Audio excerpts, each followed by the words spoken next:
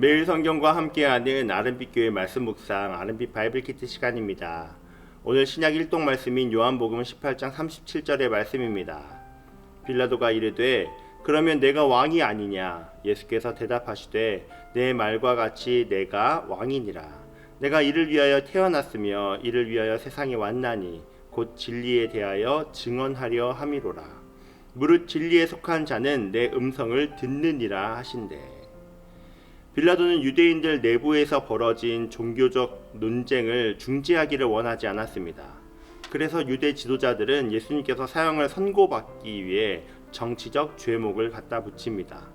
그것은 바로 예수님께서 가이사를 대적해 스스로 유대인의 왕이라 주장하는 반역을 저질렀다는 것이죠. 예수님께서는 자신의 왕적인 사명에 대한 이유를 말씀하시면서 자신의 왕권 본질을 명확하게 하십니다. 그 이유는 진리이신 아들 안에서 하나님을 나타내시기 위함이셨던 것이죠. 예수님께서는 진리를 선포하러 이 땅 가운데 오셨습니다. 우리에게 주신 진리의 말씀을 오늘도 잘 받아 살아가는 복된 하루가 되시기를 축복합니다. 2024년 7월 23일 화요일, 오늘 함께 묵상할 본문은 예레미야 36장 20절부터 32절까지의 말씀입니다.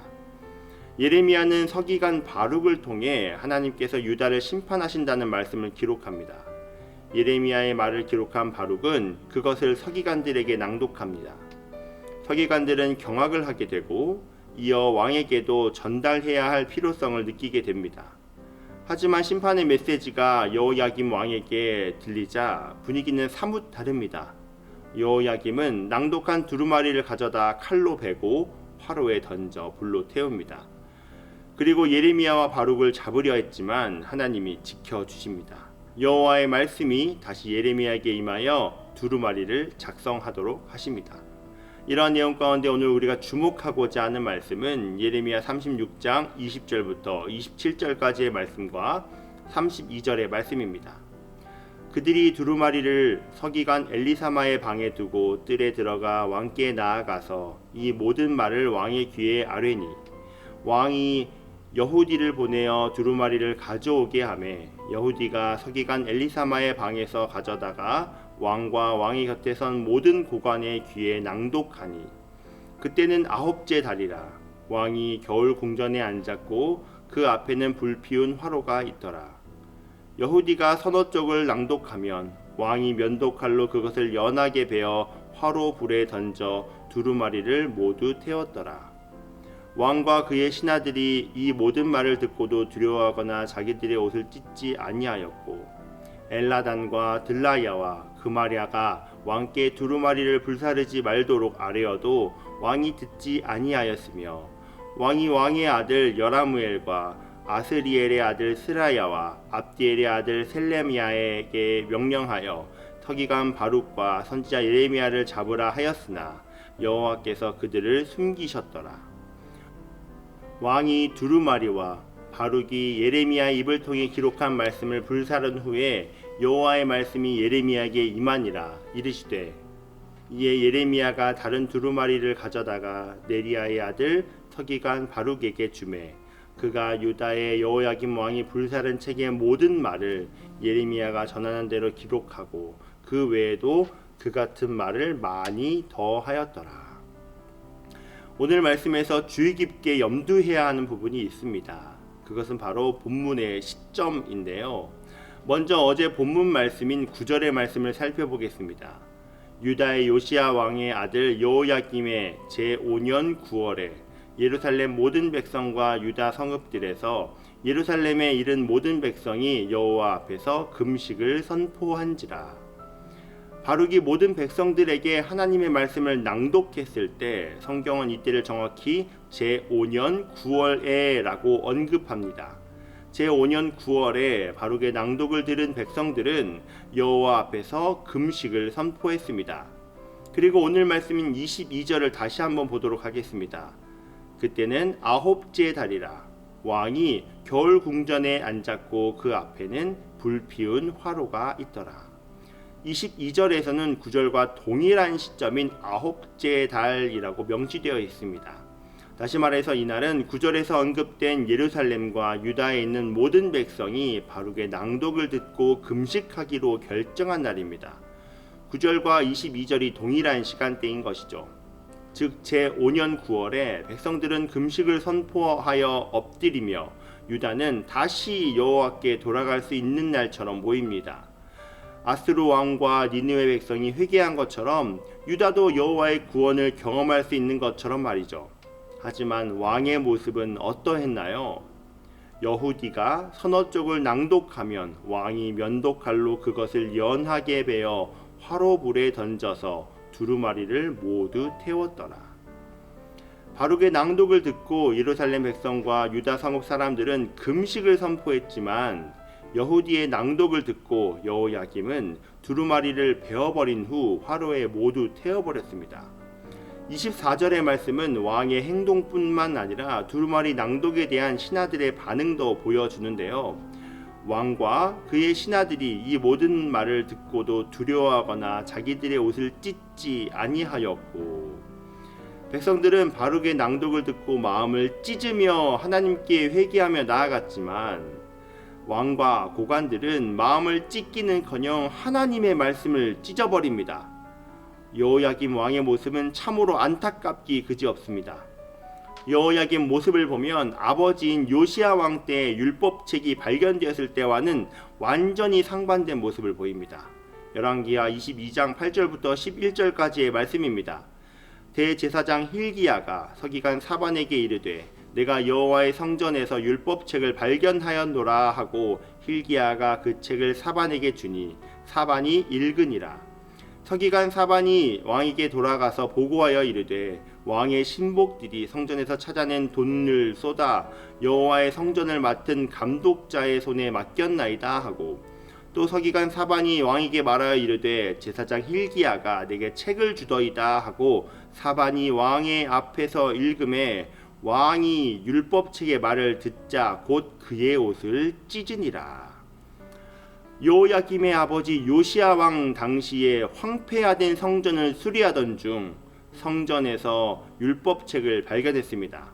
그리고 발견한 율법책을 서기관 사반이 읽은 후 요시야 왕에게 낭독했을 때 왕은 율법책의 말을 듣고 옷을 찢으며 나아갔습니다.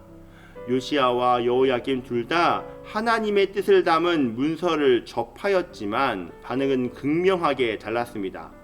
하나님의 말씀을 들은 아버지는 마음을 찢고 회개하며 자복했지만 하나님의 말씀을 들은 아들은 마음이 아닌 말씀을 찢는 만행을 저지르고 말았던 것입니다. 하나님의 말씀은 우리의 삶의 위로의 말씀으로, 힘이 되는 말씀으로, 목적지가 되는 말씀이 됩니다. 하지만 하나님의 말씀은 살아있고 활력이 있어 좌우에 날선 어떤 검보다도 예리하여 혼과 영과 및 관절과 골수를 찔러 쪼개기까지 하며 또 마음의 생각과 뜻을 판단합니다. 우리의 귀에 듣기 좋은 말씀도 있지만 우리의 삶을 수술하듯 참 아프게 하는 말씀도 있습니다. 요시야 왕은 자신과 백성들의 삶을 수술하는 듯한 말씀에 자복하며 회개함으로 나아가자 하나님은 재앙을 내리시기로 한 것을 거두십니다. 내가 이곳과 그 주민에게 대하여 빈터가 되고 저주가 되리라 한 말을 내가 듣고 마음이 부드러워져서 여호와 앞 곧 내 앞에서 겸비하여 옷을 찢고 통곡하였으므로 나도 내 말을 들었노라. 여호와가 말하였느니라. 그러므로 보라, 내가 너로 너희 조상들에게 돌아가서 평안히 묘실로 들어가게 하리니 내가 이곳에 내리는 모든 재앙을 내 눈이 보지 못하리라 하셨느니라 하니 사자들이 왕에게 보고하니라. 하지만 하나님께서 예레미야를 통해 여호야김과 백성들에게 말씀으로 수술을 하려고 하셨을 때 여호야김은 자신을 수술하려는 그 말씀 자체를 없애버렸죠. 죄를 드러내시려 수술하려고 하셨던 하나님을 거부한 여호야김은 죄로 인해 무너지게 됩니다. 그러므로 여호와께서 유다의 왕 여호야김에 대하여 이와 같이 말씀하시니라. 그에게 다윗의 왕위에 앉을 자가 없게 될 것이요 그의 시체는 버림을 당하여 낮에는 더위 밤에는 추위를 당하리라. 우리의 삶에도 참 부담이 되는, 적용하기 힘든, 들으면 찔림이 오는 말씀들이 있습니다. 하나님께서 우리들에게 그러한 말씀을 주시는 이유는 우리를 괴롭히려고 하시는 것도 아니고 말씀으로 죄책감에 빠져 자책하라고 하시는 것도 아닙니다. 우리 안에 있는 잘못된 죄의 모습들을 드러내려고 하시는 것이죠. 하나님은 우리의 삶에 말씀으로 칼을 대시며 잘못된 죄의 환부들을 드러내십니다. 그 환부가 그대로 있으면 우리의 삶이 죄로 인해 죽을 수 있기 때문이죠. 예수님께서는 이 땅 가운데 오셨을 때 진리를 선포하셨습니다. 그 진리의 말씀을 들은 이들 중에는 자복하고 회개하며 하나님께 나아갔던 자들도 있었지만 말씀을 듣고 오히려 예수님을 죽이려고 했던 이들도 있었습니다. 말씀이 육신이 되어 우리 가운데 오신 주님을 죽이려고 했죠. 그렇게 그들이 진리의 말씀을 죽이려고 발버둥치고 자신들의 뜻대로 예수님을 십자가에 못 박아 죽인 후 그들은 자신들의 목적을 달성했다고 생각했을지 모릅니다. 하지만 그들의 생각과 방식은 완전히 무너지고 말았죠. 말씀이 육신이 되어 우리 가운데 오신 예수님은 십자가에서 죽으셨지만 죽음에도 멈추지 않고 다시 부활하셔서 오늘도 우리 가운데 성령을 통해 말씀하고 계십니다. 하나님의 말씀을 대적하는 세력들은 언제나 있었습니다. 여호야김이 그러했고 종교 지도자들도 있었고 오늘날에도 있습니다. 오늘날에도 하나님의 말씀을 없애려는 시도는 여전합니다. 성경을 세상의 눈으로 재단하면서 비평합니다. 이 내용은 믿을 수 있지만 저 내용은 믿을 수 없다고도 말합니다. 이러한 모습들 모두는 말씀을 대적하는 모습이라고 할 수 있죠. 하지만 어떠한 공격에도 하나님의 말씀은 무너지지 않습니다. 사랑하는 아름빛교회 성도님들, 하나님의 말씀은 견고하여 그 어느 것도 무너뜨릴 수 없습니다. 위기가 있을지언정 무너지지 않습니다. 오늘 하루 가장 먼저는 우리의 삶에서 죄를 걷어내시려는 말씀의 수술대 앞에 서는 성도님들이 되시기를 축복합니다. 그리고 말씀 앞에서 경외함으로 주의 말씀을 붙들고 나아가시는 성도님들이 되시기를 간절히 축복합니다. 함께 기도하겠습니다. 말씀으로 이 세상을 창조하시고 말씀으로 이 세상을 주관하시며 오늘도 우리에게 말씀하시는 하나님 아버지 감사합니다. 말씀 앞에서 경외함으로 주께 홀로 섭니다.